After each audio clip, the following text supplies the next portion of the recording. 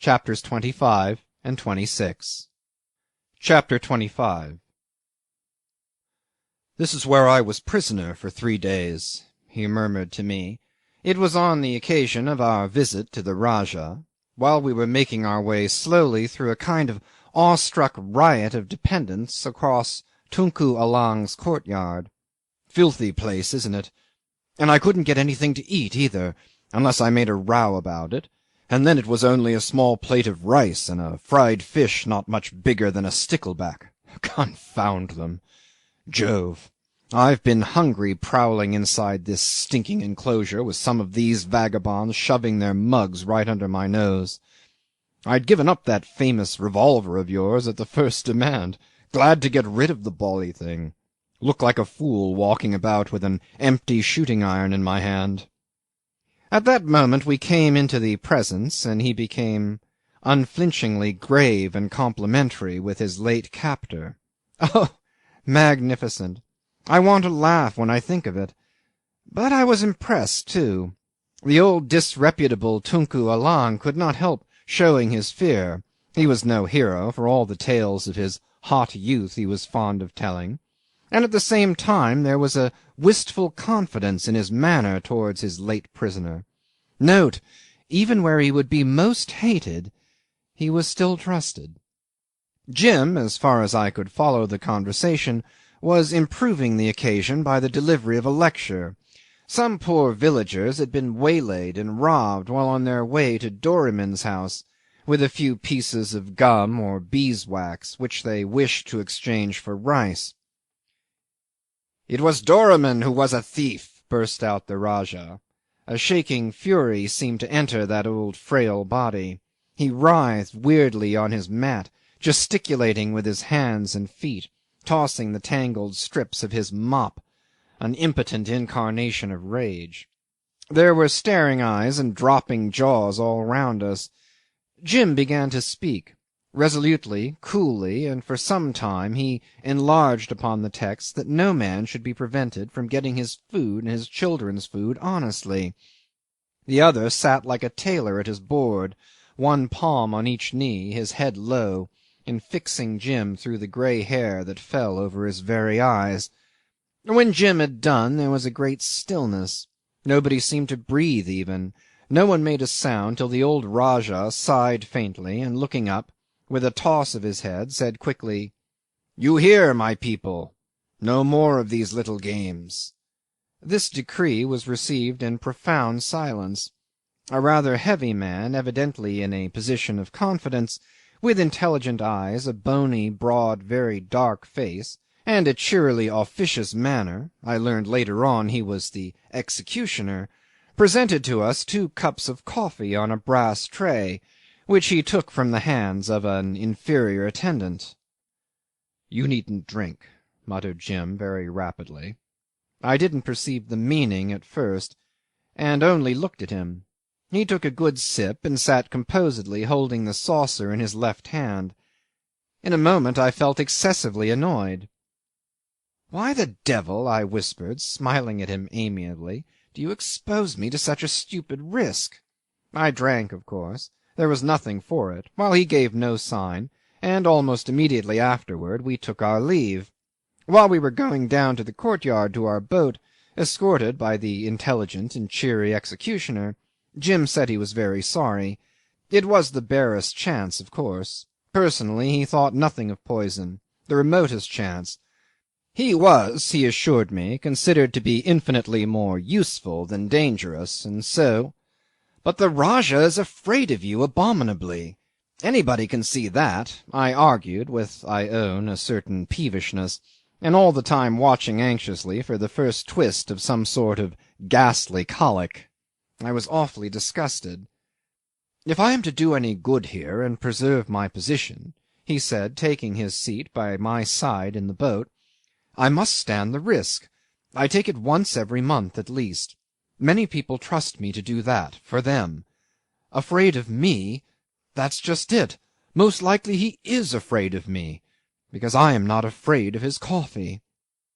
Then, showing me a place on the north front of the stockade where the pointed tops of several stakes were broken, This is where I leapt over on my third day in Patusan. They haven't put up new stakes yet there. Good leap, eh?" A moment later we passed the mouth of a muddy creek. "This is my second leap. I had a bit of a run and took this one flying, but fell short. Thought I would leave my skin there. Lost my shoes struggling.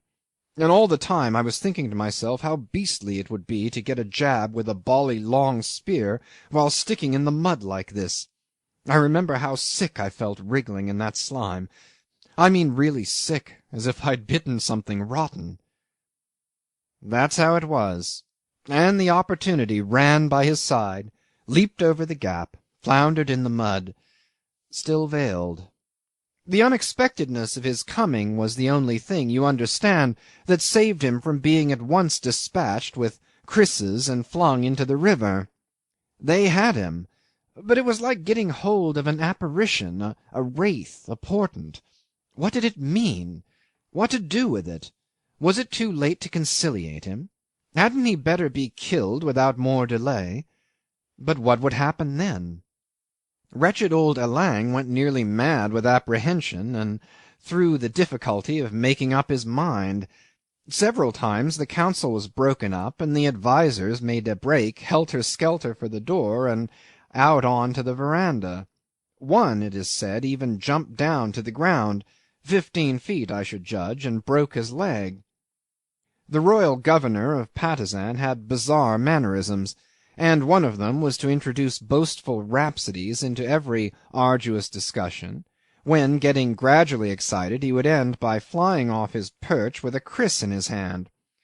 But, barring such interruptions, the deliberations upon Jim's fate went on night and day.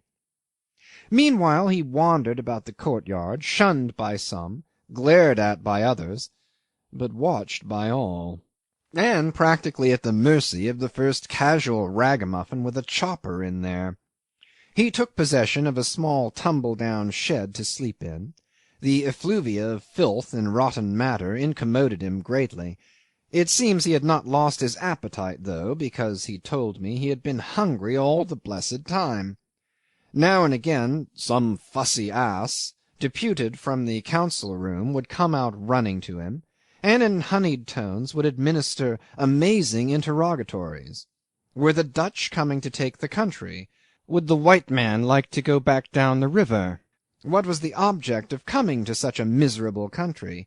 The Rajah wanted to know whether the white man could repair a watch. They actually did bring out to him a nickel clock of New England make, and out of sheer unbearable boredom he busied himself in trying to get the alarm to work. It was apparently when thus occupied in his shed that the true perception of his extreme peril dawned upon him. He dropped the thing, he says, like a hot potato, and walked out hastily without the slightest idea of what he would or indeed could do. He only knew that the position was intolerable. He strolled aimlessly beyond a sort of ramshackle little granary on posts, and his eyes fell upon the broken stakes of the palisade. And then, he says, at once, without any mental process, as it were, without any stir of emotion, he set about his escape, as if executing a plan matured for a month. He walked off carelessly to give himself a good run, and when he faced about there was some dignitary with 2 spearmen in attendance close at his elbow and ready with a question. He started off from under their very nose, went over like a bird, and landed on the other side with a fall that jarred all his bones and seemed to split his head. He picked himself up instantly. He never thought of anything at the time. All he could remember, he said, was a great yell. The first houses of Patusan were before him 400 yards away. He saw the creek, and, as it were, mechanically put on more pace. The earth seemed fairly to fly backwards under his feet. He took off from the last dry spot, felt himself flying through the air, felt himself without any shock planted upright in an extremely soft and sticky mud-bank. It was only when he tried to move his legs, and found he couldn't, that in his own words he came to himself. He began to think of the bally long spears. As a matter of fact, considering that the people inside the stockade had to run to the gate, then get down to the landing place, get into boats, and pull round a point of land, he had more advance than he imagined. Besides it being low water, the creek was without water. You couldn't call it dry, and practically he was safe for a time from anything but a very long shot, perhaps. The high, firm ground was about 6 feet in front of him. "I thought I would have to die there all the same," he said. He reached and grabbed desperately with his hands, and only succeeded in gathering a horrible, cold, shiny heap of slime against his breast, up to his very chin. It seemed to him that he was burying himself alive. And then he struck out madly, scattering the mud with his fists. It fell on his head, on his face, over his eyes, into his mouth. He told me that he remembered suddenly the courtyard as you remember a place where you had been very happy years ago. He longed, so he said, to be back there again. Mending the clock. Mending the clock. That was the idea. He made efforts, tremendous, sobbing, gasping efforts, efforts that seemed to burst his eyeballs in their sockets and make him blind, and culminating into one mighty supreme effort in the darkness to crack the earth asunder, to throw it off his limbs. And he felt himself creeping feebly up the bank. He lay full length on the firm ground, and saw the light, the sky. Then, as a sort of happy thought, the notion came to him that he would go to sleep. He will have it that he did actually go to sleep, that he slept, perhaps for a minute, perhaps for 20 seconds, or only for 1 second. But he recollects distinctly the violent, convulsive start of awakening. He remained lying still for a while, and then he arose, muddy from head to foot, and stood there, thinking he was alone of his kind, for hundreds of miles, alone with no help, no sympathy, no pity to expect from any one, like a hunted animal. The first houses were not more than 20 yards from him, and it was the desperate screaming of a frightened woman trying to carry off a child that started him again. He pelted straight on in his socks, beplastered with filth out of all semblance to a human being. He traversed more than half the length of the settlement. The nimbler women fled right and left, the slower men just dropped whatever they had in their hands and remained petrified with dropping jaws. He was a flying terror. He says he noticed the little children trying to run for life, falling on their little stomachs and kicking. He swerved between 2 houses up a slope, clambered in desperation over a barricade of felled trees (there wasn't a week without some fight in Patusan at that time), burst through a fence into a maize patch, where a scared boy flung a stick at him, blundered upon a path, and ran all at once into the arms of several startled men. He had just breath enough to gasp out, "Doramin! Doramin!" He remembers being half carried, half rushed to the top of the slope, and in a vast enclosure with palms and fruit trees, being run up to a large man sitting massively in a chair in the midst of the greatest possible commotion and excitement. He fumbled in mud and clothes to produce the ring, and, finding himself suddenly on his back, wondered who had knocked him down. They had simply let him go, don't you know, but he couldn't stand. At the foot of the slope random shots were fired, and above the roofs of the settlement there rose a dull roar of amazement. But he was safe. Doramin's people were barricading the gate and pouring water down his throat. Doramin's old wife, full of business and commiseration, was issuing shrill orders to her girls. "The old woman," he said softly, "made it to do over me as if I'd been her own son. They put me into an immense bed, her state bed, and she ran in and out, wiping her eyes to give me pats on the back. I must have been a pitiful object. I just lay there like a log, for I don't know how long." He seemed to have a great liking for Doramin's old wife. She, on her side, had taken a motherly fancy to him. She had a round, nut-brown, soft face, all fine wrinkles, large, bright red lips (she chewed betel assiduously), and screwed-up, winking, benevolent eyes. She was constantly in movement, scolding busily and ordering unceasingly a troop of young women with clear brown faces and big grave eyes, her daughters, her servants, her slave girls. You know how it is in these households, it's generally impossible to tell the difference. She was very spare, and even her ample outer garment, fastened in front with jewelled clasps, had somehow a skimpy effect.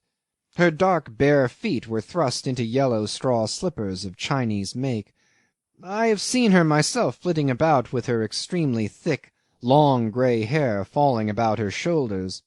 She uttered homely, shrewd sayings, was of noble birth, and was eccentric and arbitrary. In the afternoon she would sit in a very roomy arm-chair, opposite her husband, and gazing steadily through a wide opening in the wall, which gave an extensive view of the settlement and the river. She invariably tucked up her feet under her, but old Doramin sat squarely, sat imposingly as a mountain sits on a plain. He was only of the nakhoda or merchant class, but the respect shown to him and the dignity of his bearing were very striking. He was the chief of the second power in Patusan. The immigrants from Celebes, about 60 families that, with dependents and so on, could muster some 200 men wearing the kriss, had elected him years ago for their head.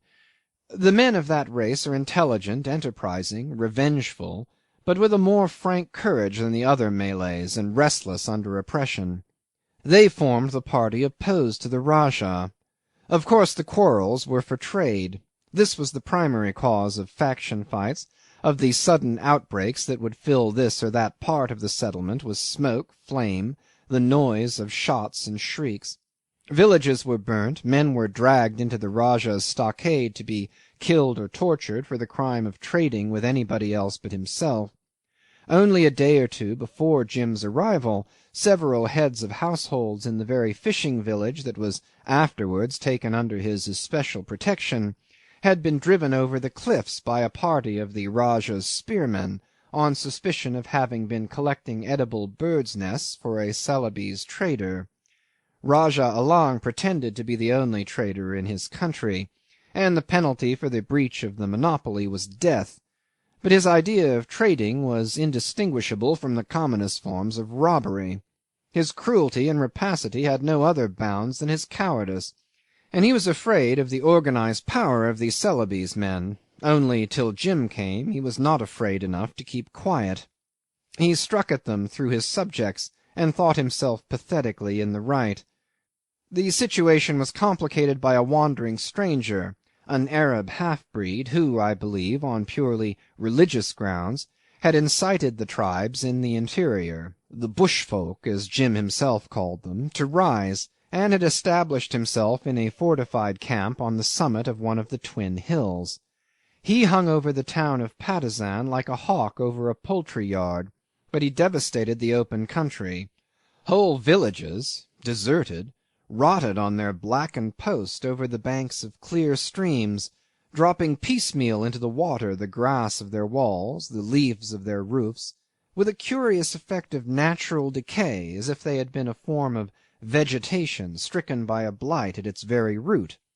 The two parties in Patusan were not sure which one this partisan most desired to plunder. The Rajah intrigued with him feebly. Some of the Bugis settlers, weary with endless insecurity, were half inclined to call him in. The younger spirits amongst them, chafing, advised to get Sherif Ali with his wild men and drive the Rajah Allang out of the country. Doramin restrained them with difficulty. He was growing old, and, though his influence had not diminished, the situation was getting beyond him. This was the state of affairs when Jim, bolting from the Rajah's stockade, appeared before the chief of the Bugis, produced the ring, and was received, in a manner of speaking, into the heart of the community. Chapter 26 Doramin was one of the most remarkable men of his race I had ever seen. His bulk for a Malay was immense, but he did not look merely fat. He looked imposing, monumental. This motionless body, clad in rich stuffs, coloured silks, gold embroideries, this huge head enfolded in a red and gold head kerchief, The flat, big, round face, wrinkled, furrowed, with two semicircular heavy folds starting on each side of wide, fierce nostrils, and enclosing a thick-lipped mouth, the throat like a bull, the vast corrugated brow overhanging the staring, proud eyes, made a whole that once seen can never be forgotten. His impassive repose he seldom stirred a limb when once he sat down was like a display of dignity. He was never known to raise his voice. It was a hoarse and powerful murmur, slightly veiled as if heard from a distance. When he walked, two short, sturdy young fellows, naked to the waist, in white sarongs and with black skull-caps on the backs of their heads, sustained his elbows. They would ease him down and stand behind his chair till he wanted to rise, when he would turn his head slowly, as if with difficulty, to the right and to the left. Then they would catch him under his armpits and help him up. For all that, there was nothing of a cripple about him. On the contrary, all his ponderous movements were like manifestations of a mighty deliberate force. It was generally believed he consulted with his wife as to public affairs, but nobody, as far as I know, had ever heard them exchange a single word. When they sat in state by the wide opening, it was in silence. They could see below them in the declining light the vast expanse of the forest country, a dark sleeping sea of sombre green undulating as far as the violet and purple range of the mountains, the shining sinuosity of the river like an immense letter S of beaten silver, the brown ribbon of houses following the sweep of both banks, overtopped by the twin hills uprising above the nearer tree-tops. They were wonderfully contrasted. She, light, delicate, spare, quick, a little witch-like, with a touch of motherly fussiness in her repose. He, facing her, immense and heavy, like a figure of a man roughly fashioned of stone, with something magnanimous and ruthless in his immobility. The son of these old people was a most distinguished youth. They had him late in life. Perhaps he was not really so young as he looked. 4 or 25 is not so young when a man is already father of a family at 18. When he entered the large room, lined and carpeted with fine mats, and with a high ceiling of white sheeting, where the couple sat in state surrounded by a most deferential retinue, he would make his way straight to Doramin to kiss his hand, which the other abandoned to him majestically, and then would step across to stand by his mother's chair. I suppose I may say they idolized him, but I never caught them giving him an overt glance. Those, it is true, were public functions. The room was generally thronged. The solemn formality of greetings and leave-takings, the profound respect expressed in gestures, on the faces, in the low whispers, is simply indescribable. "It's well worth seeing," Jim had assured me while we were crossing the river on our way back. "They are like people in a book, aren't they?" he said triumphantly. "And Dain Warris, their son, is the best friend, barring you, I've ever had. What Mr. Stein would call a good war comrade. I was in luck. Jove, I was in luck when I tumbled amongst them at my last gasp." He meditated with bowed head, then, rousing himself, he added, "Of course I didn't go to sleep over it, but—" He paused again. "It seemed to come to me," he murmured. "All at once I saw what I had to do." There was no doubt that it had come to him, and it had come to him through war too, as is natural, since this power that came to him was the power to make peace. It is in this sense alone that might so often is right. You must not think he had seen his way at once. When he arrived, the Bugis community was in a most critical position. "They were all afraid," he said to me, "each man afraid for himself, while I could see as plain as possible that they must do something at once, if they did not want to go under one after another, what between the Rajah and that vagabond Sherif." But to see that was nothing. When he got his idea, he had to drive it into reluctant minds, through the bulwarks of fear, of selfishness. He drove it in at last. And that was nothing. He had to devise the means. He devised them. an audacious plan, and his task was only half done. He had to inspire with his own confidence a lot of people who had hidden and absurd reasons to hang back. He had to conciliate imbecile jealousies and argue away all sorts of senseless mistrusts. Without the weight of Doramin's authority and his son's fiery enthusiasm, he would have failed. Dain Waris, the distinguished youth, was the first to believe in him. Theirs was one of those strange, profound, rare friendships between brown and white, in which the very difference of race seems to draw two human beings closer by some mystic element of sympathy. Of Dain Waris, his own people said with pride that he knew how to fight like a white man. This was true. He had that sort of courage. The courage in the open, I may say. But he had also a European mind. You meet them sometimes like that, and are surprised to discover unexpectedly a familiar turn of thought, an unobscured vision, a tenacity of purpose, a touch of altruism. Of small stature, but admirably well proportioned, Dain Waris had a proud carriage, a polished, easy bearing, a temperament like a clear flame. His dusky face, with big black eyes, was in action expressive, and in repose thoughtful. He was of a silent disposition. A firm glance, an ironic smile, a courteous deliberation of manner seemed to hint at great reserves of intelligence and power. Such beings, open to the Western eye, so often concerned with mere surfaces, the hidden possibilities of races and lands over which hangs the mystery of unrecorded ages. He not only trusted Jim, he understood him, I firmly believe. I speak of him because he had captivated me. His, if I may say so, his caustic placidity, and at the same time his intelligent sympathy with Jim's aspirations, appealed to me. I seemed to behold the very origin of friendship. If Jim took the lead, the other had captivated his leader. In fact, Jim, the leader, was a captive in every sense. The land, the people, the friendship, the love were like the jealous guardians of his body. Every day added a link to the fetters of that strange freedom. I felt convinced of it, as from day to day I learned more of the story. The story! Hadn't I heard the story? I've heard it on the march, in camp. He made me scour the country after invisible game. I've listened to a good part of it on one of the twin summits after climbing the last 100 feet or so on my hands and knees.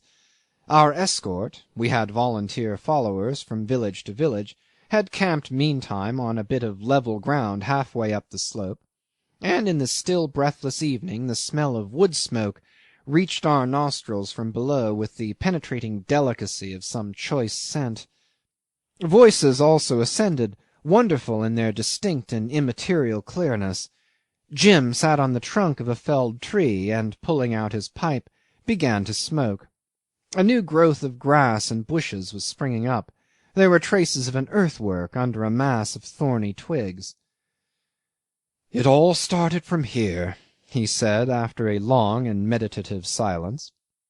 On the other hill, 200 yards across a sombre precipice, I saw a line of high blackened stakes, showing here and there ruinously the remnants of Sherif Ali's impregnable camp. But it had been taken, though. That had been his idea. He had mounted Doramin's old ordnance on the top of that hill, 2 rusty iron 7-pounders, a lot of small brass cannon, currency cannon. But if the brass guns represent wealth, they can also, when crammed recklessly to the muzzle, send a solid shot to some little distance. The thing was to get them up there. He showed me where he had fastened the cables, explained how he had improvised a rude capstan out of a hollowed log turning upon a pointed stake, indicated with the bowl of his pipe the outline of the earthwork. The last 100 feet of the ascent had been the most difficult. He had made himself responsible for success on his own head. He had induced the war party to work hard all night. Big fires lighted at intervals blazed all down the slope. But up here, he explained, the hoisting gang had to fly around in the dark. From the top he saw men moving on the hillside like ants at work. He himself on that night had kept rushing down and climbing up like a squirrel, directing, encouraging, watching all along the line.